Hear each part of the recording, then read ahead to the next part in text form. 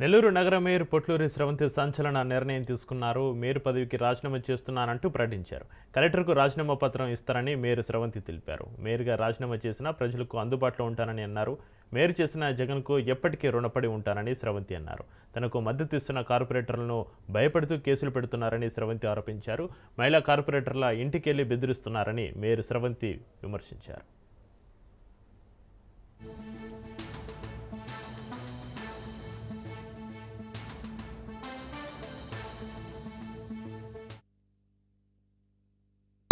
గత కొన్ని రోజులుగా జరుగుతున్నటువంటి పరిణామం అందరికీ తెలిసిందే.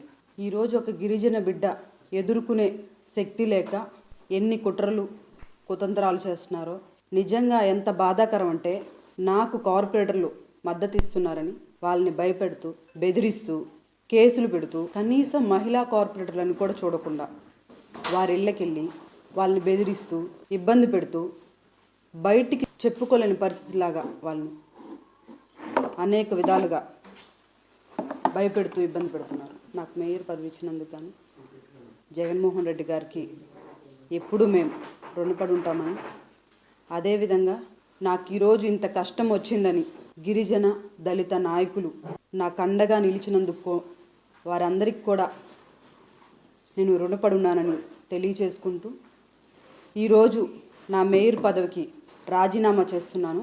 రేపు మార్నింగ్ వెళ్ళి కలెక్టర్ కూడా అందించడం జరుగుతుంది.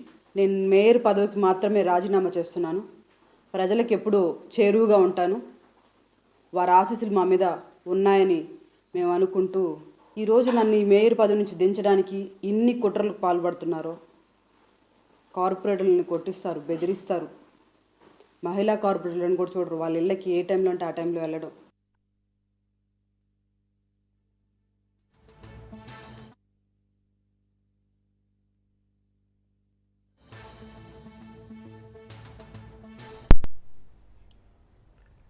నెల్లూరు నగర మేయర్ పొట్లూరి స్రవంతి సంచలన నిర్ణయం తీసుకున్నారు. మేయర్ పదవికి రాజీనామా చేస్తున్నానంటూ ప్రకటించారు.